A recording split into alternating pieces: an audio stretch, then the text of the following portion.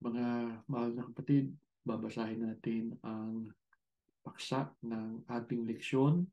Dapat tayong lumakad sa panibagong buhay. Sa kabila po ng kalagayan ng marami sa atin sa kasalukuyan, ay patuloy nating sinasampalatayanan at sinusunod ang mga kalooban ng Diyos na tinanggap natin mula sa sugo at matapat na itinaguyod ng kapatid na Eranie Manalo. Ang isa sa mga aral na ito ay ang paglakad sa panibagong buhay o ng lubos na pagbabagong buhay. Dumako tayo sa unang bilang, mga kapatid. Bakit dapat tayong lumakad sa panibagong buhay o lubos tayong magbagong buhay? Ang sagot, ang tunay na kay Kristo ay naging bagong nilalang. Ang mga dating bagay ay lumipas na at naging bago. Pansinin ninyo, mga kapatid, na yung tunay, yung totoong kay Kristo ay ang mga sangkap o kaanib sa kanyang katawan. Kaya ang mga kaanib sa Iglesia ni Kristo ay dapat maging bagong nilalang na. Ang sabi sa talata, ang mga dating bagay ay lumipas na. Pag-aralan natin sa kasunod na bilang, alin ang dating bagay na lumipas na at dapat na nating iwan? Ang sagot, ang dating pagkatao o ang masamang paraan ng pamumuhay. Sa kasunod na bilang, pagkatapos nating iwan o hubarin ang dati nating pagkatao o yung dating masamang paraan ng pamumuhay, noong dapat nating ibihis.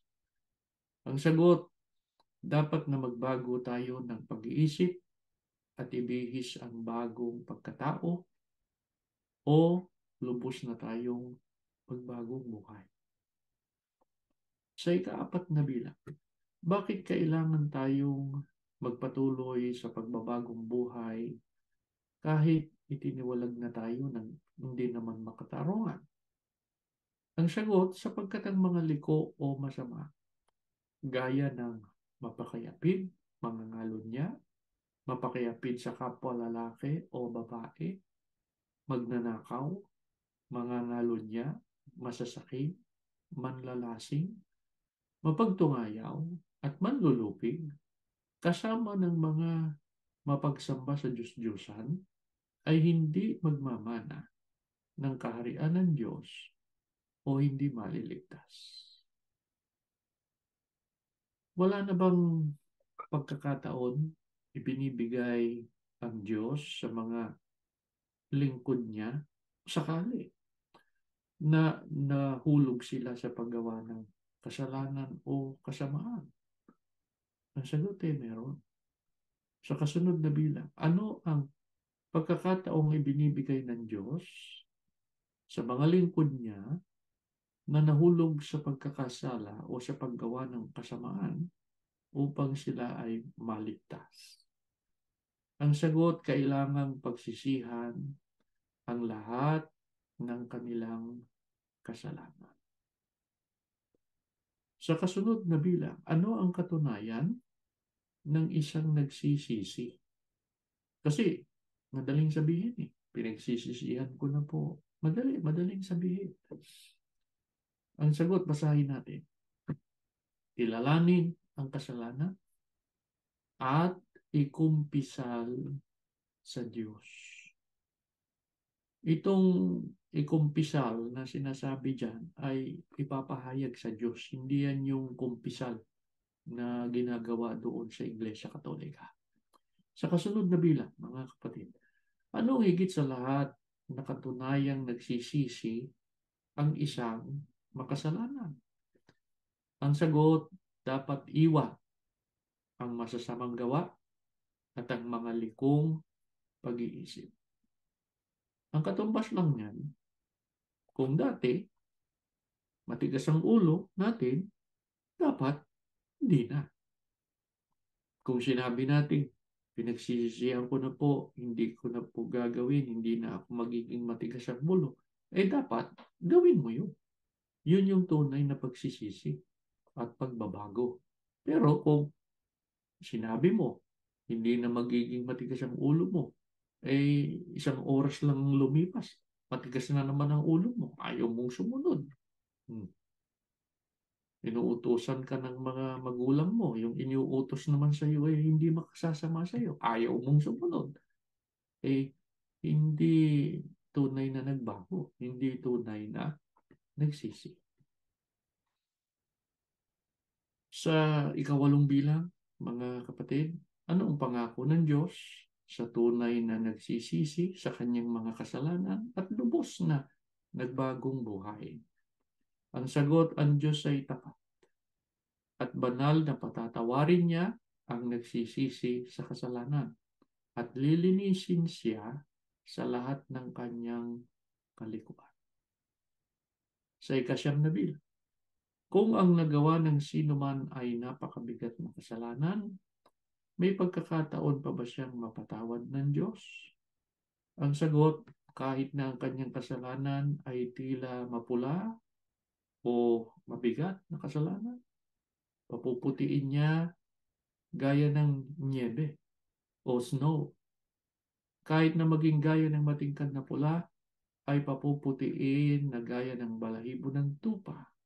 Kailan? Kung siya ay magiging masunurin sa mga utos ng Diyos. Mga kapatid, tatandaan natin, pagka lumabag tayo sa kautusan ng Diyos, nakagawa tayo ng kasalanan. Kung sakaling nakagawa tayo ng kasalanan, pagsisihan natin, huwag na natin gagawin. Huwag na natin uulitin. Ano makakamtan natin? Kapatawaran mula sa Diyos.